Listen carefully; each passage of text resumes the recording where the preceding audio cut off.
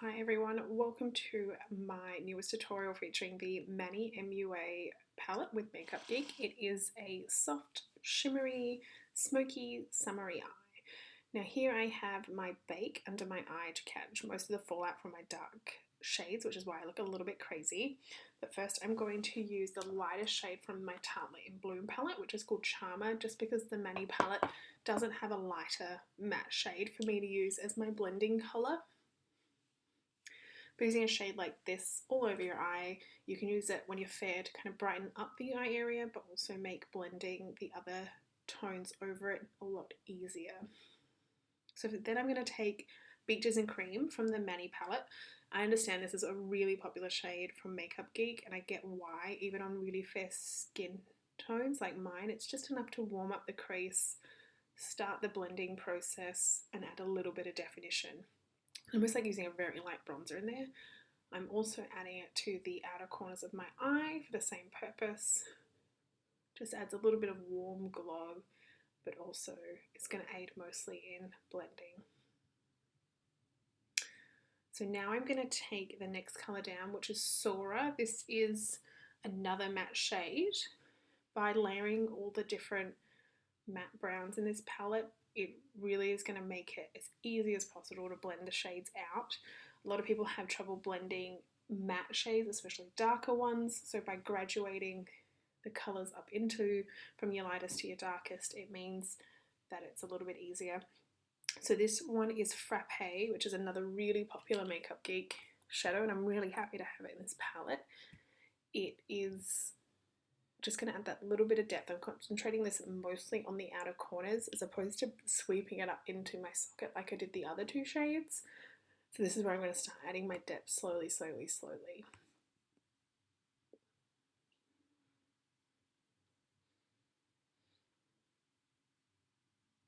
So after laying it with the pencil brush, I'm just blending it in using a Real Techniques brush to fluff it in and just blend it some more. So if you're using a flat shader brush, I'm going with Artemis, the shiny, beautiful, kind of rose gold, peachy, bronzy shade. I find it looks different with whatever other eyeshadows that you're using, and it probably depends a lot on your skin tone as well. It does look quite pink on me, which is one of the reasons I love it. It's actually one of my favourite eyeshadows at all, not just in this palette. It's beautiful. If you use a soft fluffy brush to apply it instead of a flat shader, you'll get just a soft wash of colour, which is really nice for every day, or you can pack it on a little bit more like this and it's a lot more dramatic. Now I'm just using the same blending brush to soften the edges so it doesn't look like it stops and starts, which is really important, especially on pale skin.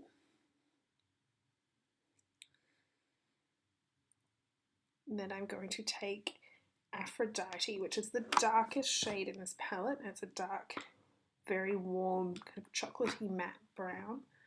And I'm using the pencil brush to lay this. If you'd done this before the shiny shade, you probably would have found that you'd lose a lot of the darker colour. So I'm playing almost like a winged eyeliner, and then I will fluff it back out with the blending brush. Also, by going from your lighter shade to your darker shade, it means you don't have to use as many brushes because the colour that's already on it is only going to help blend it more.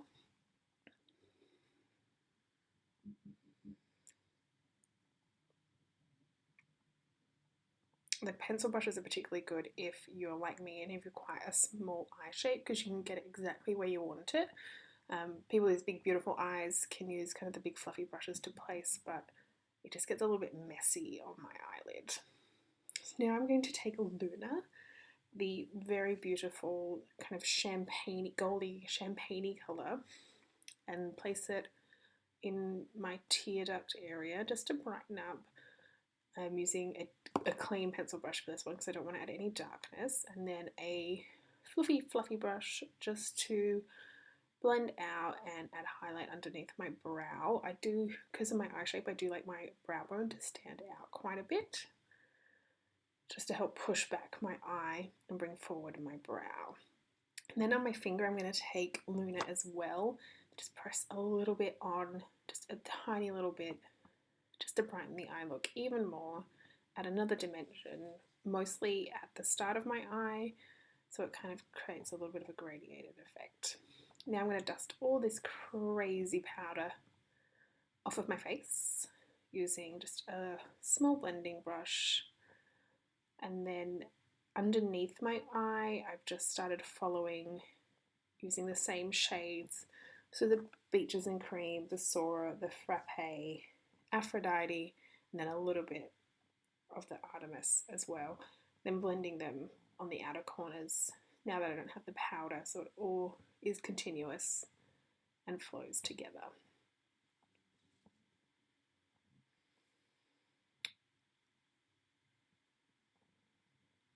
Making sure it's joined is really, really important, and it's a good to kind of step back, have a look at your eye, and make sure it does look like it's all connected.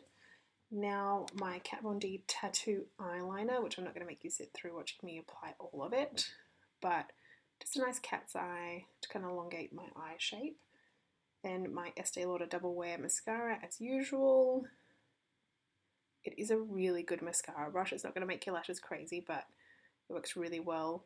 Falsies added, just checking they're straight. I will add them down below. Now I'm going to start warming up my face with my Too Faced Milk Chocolate Bronzer and my Bobbi Brown bronzer brush as always. I wanted this look to look quite kind of tan and glowy all over, so I'm actually going to layer a few different bronzers, but this is the one to blend in my face with my body. Just you'll see kind of when I put my neck up, I do have some discoloration under there, so I'd like to kind of blend it all in with my face.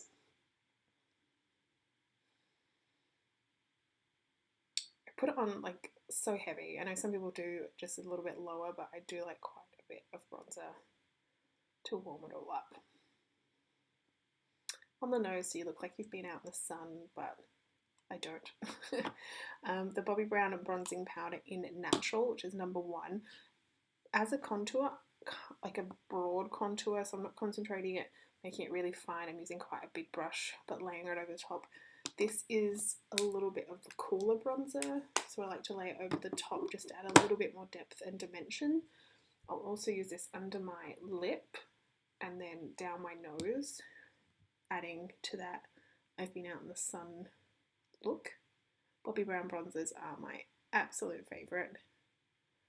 Then I'm taking MAC Immortal Flower Satin Blush, which is a really soft peach colour, to tie in the eyes with my cheeks and my lips.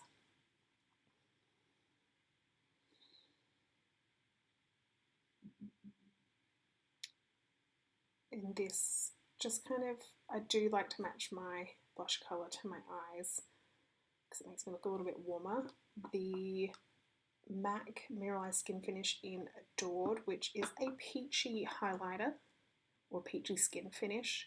I don't really like the really bright stark ones, so like the whiter highlights. I like something that tones in with my blush, so it looks a little bit more natural,